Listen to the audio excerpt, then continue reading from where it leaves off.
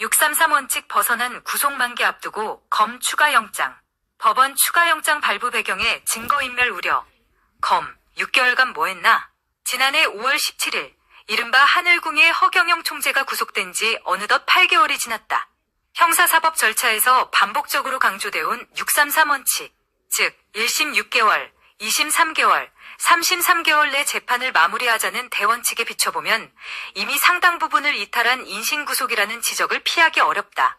더 큰 문제는 사회적으로 한 정당의 명예총재, 종교단체의 대표자인 허 명예총재에게 도주 우려가 있다는 재판부의 어이없는 영장 집행과 6개월이 지나고 또다시 연장된 구속기간 동안 아직까지 1심 재판조차 종결되지 않았다는 점을 미뤄보면 재판 증거주의를 택하고 있는 재판부에 검찰은 허 총재에 대한 증거가 아직도 준비가 안 된 것 아닌가 하는 의혹에 국민적 관심이 높아지는 모양새다. 특히 논란이 되는 대목은 1차 구속기간 만료를 하루 앞둔 시점에서 이뤄진 재구속이다. 2025년 12월 10일로 예정돼 있던 1차 구속 만기를 앞두고 검찰은 하루 전날인 12월 9일 또 다른 혐의를 적용해 영장을 청구했고 법원은 도주 우려가 있다는 사유를 들어 이를 받아들였다. 이로써 허 총재의 구속기간은 다시 6개월 연장됐다. 그러나 법조계 안팎에서는 이 같은 구속 사유가 과연 충분한 법리적 설득력을 갖추고 있는지에 대한 의문이 제기된다. 재판 지연의 원인이 피고인 측의 방어권 남용이나 고의적 지연이 아니라 검찰이 제시한 범죄 사실의 입증 과정에서 난항을 겪고 있는 데 있는 것 아니냐는 분석도 나온다. 검찰이 재구속 영장에서 문제 삼은 사안은 2021년 2월 허 총재가 피해자에게 기룡화복을 주관한다고 말하며 100만 원을 받았다는 사기 혐의다. 여기에 종교활동과 관련해 문제 삼은 이른바 범죄 수익 규모는 389억 원으로 특정됐다. 결과적으로 재판부가 심리 중인 범죄 혐의의 핵심은 389억 원과 100만 원이라는 상징적 대비 위에 놓여 있다. 반면 허 총재를 오래 지켜본 이들이 반복적으로 언급하는 또 다른 숫자가 있다.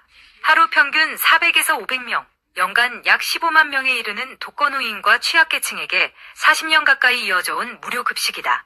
월 평균 약 1억 원에 달하는 비용이 투입되는 이 활동은 허 총재 개인의 상징적 행보를 넘어 하늘궁이라는 공동체가 유지되어온 실질적 기반이기도 하다. 도시락을 받아든 노인들 사이에서는 누가 시켜서가 아니라 그저 사람이 사람을 돌보는 일이라는 말이 자주 오간다.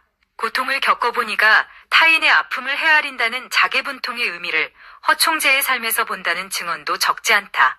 40년이라는 시간 동안 쉼없이 이어진 나눔을 두고 과연 순수한 신념과 헌신 없이 가능한 일이겠느냐는 반문이다. 최근 정치권과 종교계를 둘러싼 사법책임 논란 속에서 일부 종교단체 구성원들이 지도자와 등을 돌리고 폭로와 내부 갈등으로 치닫는 모습과는 또 다른 풍경도 대비된다. 허 총재의 장기 부재에도 불구하고 하늘궁은 눈에 띄는 동요 없이 무료급식과 내부 행사를 이어가고 있다. 지도자가 없을 때 조직이 무너지는 것이 아니라 오히려 일상의 역할을 묵묵히 수행하는 모습이 외부의 시선을 끈다. 허경영 총재의 장기 부재 속에서도 하늘궁 소속 신앙인들의 일상은 크게 흔들리지 않고 이어지고 있다. 한 소속원은 총재가 계시든 계시지 않든 우리가 지켜야 할 자리는 같다고 믿는다. 믿음은 사람보다 원칙에 남아야 한다는 가르침을 실천하고 있을 뿐이라고 말했다. 또 다른 소속원 역시 의심과 동요보다 신뢰와 인내가 신앙인의 도리라 생각한다. 지금은 흔들릴 때가 아니라 서로를 붙잡아줄 때라고 전했다. 종교계 원로들의 시선도 주목된다. 한 원로는 지도자 부재를 틈타 분열로 치닫는 종교단체가 적지 않은 현실에서 하늘궁의 단결은 종교 공동체의 본질을 되새기게 한다고 평가했다. 또 다른 원로는 사법 절차는 엄정해야 하지만 신앙 공동체의 헌신까지 재단해서는 안 된다며 사법부가 더욱 신중한 판단을 내려야 할 시점이라고 강조했다. 또 다른 원로는 긴 시간 침묵으로 버티는 신도들의 모습 자체가 허 총재에게는 가장 큰 힘이 될 것이라고 덧붙였다. 사법 절차는 누구에게나 공정해야 하고 종교인이라고 해서 예외일 수는 없다. 다만 무분별한 인신구속은 최후의 수단이어야 하며 그 필요성과 상당성은 엄격하게 입증돼야 한다. 증거인멸의 구체적 위험이 무엇인지, 재판이 장기간 지연되는 이유가 어디에 있는지에 대한 충분한 설명 없이 이어지는 구속 연장은 사법 신뢰 자체를 흔들 수 있다. 차가운 겨울바람 속에서도 하루 한 끼를 기다리는 이들은 오늘도 도시락을 받아든다. 총재의 부재 속에서도 이어지는 이 장면은 지금의 법원과 검찰이 무엇을 보고 무엇을 들어야 하는지에 대한 묵직한 질문을 던진다. 인신구속의 엄중함과 재판 지연의 책임, 그리고 법이 지켜야 할 최종 가치가 무엇인지에 대한 깊은 성찰이 필요한 시점이다.